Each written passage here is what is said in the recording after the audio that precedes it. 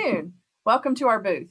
Dan and I are excited to share a little bit about our inaugural virtual Inspire event that we hosted jointly with JA of the Bluegrass and JA of Western Kentucky. To get us started, Dan's going to tell you a little bit about how the collaboration was born.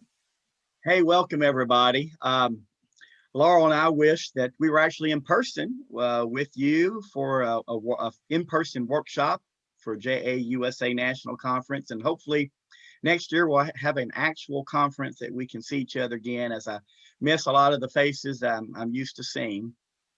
Laurel, Martin, and I are excited though to be here with you today, just to share with you, besides all of the things that you'll find at our virtual booth, just to see us and hear us talk about our collaborative efforts on JA Inspire Virtual. Laurel came to Junior Achievement in November of 20, so prior to Laurel coming, I was working with Lynn Hudgens, president for JA of the Bluegrass in Lexington, and the COVID obviously hit, and we had both been planning to do an in-person JA Inspire event in our communities, but obviously, as all of you, that was shut down, and so we started looking at the idea of a JA Inspire virtual event because we had heard about it. We had heard about the company V-Fairs, but neither one of us, never having done an event before, wanted to go it alone. So we came up with a wonderful idea to collaborate together, and it brought many benefits that we're going to share with you today. The first benefit was truly not having to do it by ourselves, and we spread the risk around in half, if you will. New idea, new event, didn't know how it would go, so it was much easier to completely share the cost of doing the event, as well as to share the work. So we started by meeting bi-weekly, as maybe you did the same thing, building the V-Fairs booth, recruiting the sponsors, recruiting the exhibitors, and realistically and in reality, completely shared all of the efforts. The fee that we paid to V-Fairs was split right down the middle. JA of the Bluegrass act as, if you will, the fiscal agent in terms of the billing and paying the expenses. And then we reimbursed JA of the Bluegrass. We took more of a lead in recruiting the title sponsor, which was US Bank, for the event, and kept up more with the sponsors and the income side of it. Both of our program folks in our respective offices handled working with the exhibitors, helping to build out our virtual convention center site for JA Inspire Virtual. So we just really shared everything 50-50, including the net profit. So you're going to hear more numbers from Laurel, but we were ecstatic with the results of working together, both from the number of students that each office was able to serve in a very difficult year, as well as this also was an income generator for both JA areas. So again, each JA area recruited together the title sponsor, and then each of our JA areas recruited 2 $5,000 gold sponsors and 2 or 3 $2,500 silver sponsors. We also pretty equally came up with 60 exhibitors from throughout both of our areas, and that was a pretty equal distribution across the industry clusters, as you know, the Department of Labor industry clusters. So it was pretty much 50-50. There were some advantages that we found by doing it this way. Our title sponsor was ecstatic because they weren't just sponsoring one event in one community in Kentucky. It had much more of a statewide feel. There's 5 JA areas in Kentucky. Obviously, our 2 JA areas collaborated, but since we're kind of on both sides of the state, with our exhibitors and our sponsors, it gave them a sense that they were reaching students from all across the Commonwealth. Laurel, with that, I'll stop and let you talk a little bit about the numbers. Sure. Well, it all comes down to students. So I'm excited to report that we had over 16,000 students that participated in our inaugural event. And that really was split pretty closely down the middle, more than 8,000 in each of our regions. He referenced our gross income. We grossed right under $60,000 and our expenses were right under 15. So it ended up being a real boost for us, both from a student numbers perspective, but also financially during a year impacted so deeply by COVID. He's already given you the numbers for the sponsors and the exhibitor booths. And so again, that was such a great opportunity for us to include potentially new sponsors that hadn't been a part of our organization before. So when we talk about donor acquisition, I think this event was very meaningful for us.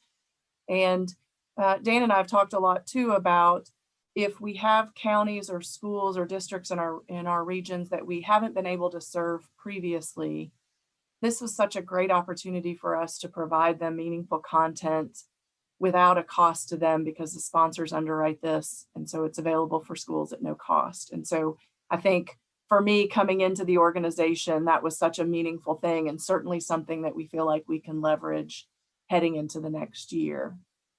We've already had our first meeting. We've talked a little bit about goals and we do believe we can grow this. We're aiming to bring in a few more sponsors, a few more exhibitors. We're also hoping that we can extend the reach and provide this program to more students this year. And we're just starting the conversation, but so far it's been very positive.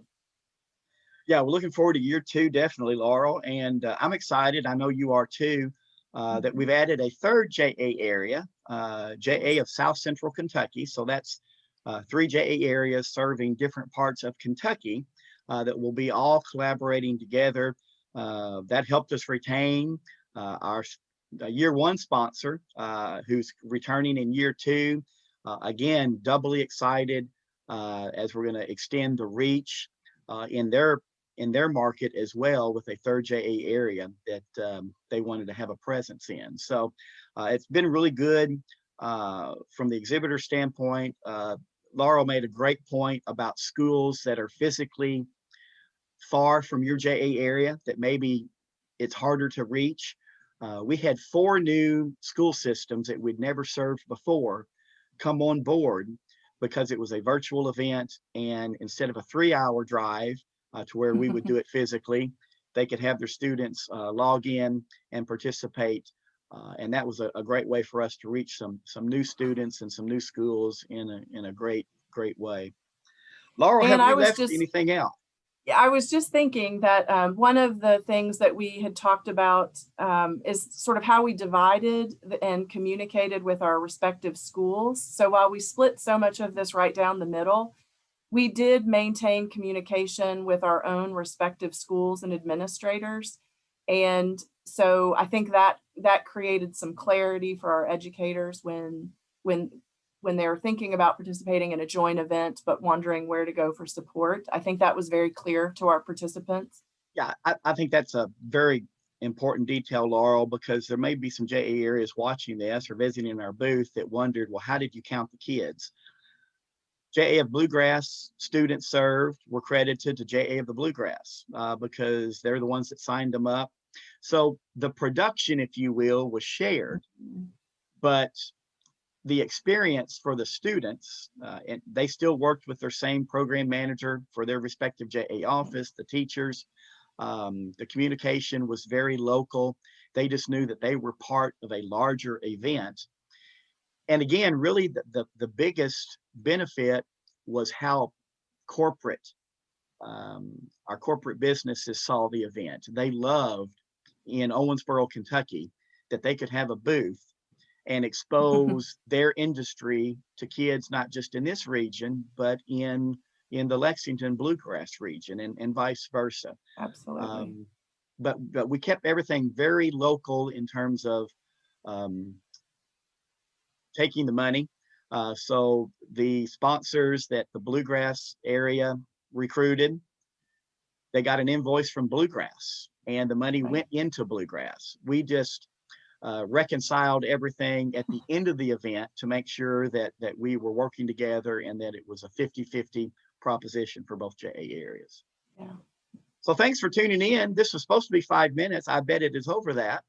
Uh, but that's because Laurel and I like to talk.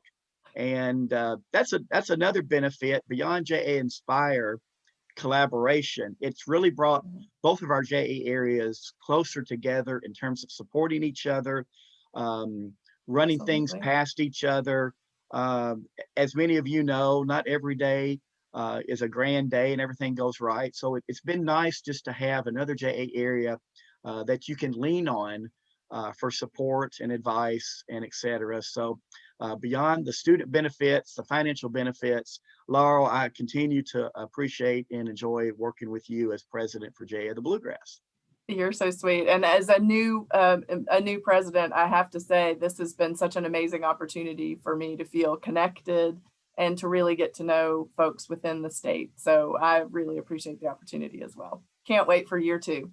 So I think both of us would strongly encourage, if your JA area did not do JA Inspire last year because you felt like it was a huge undertaking to take on yourself, find a JA area within your market, within your community, or within your state, and look at doing a collaborative effort. I think you'll find that there's a lot of benefits and it'll be highly successful. So best of wishes in the new year.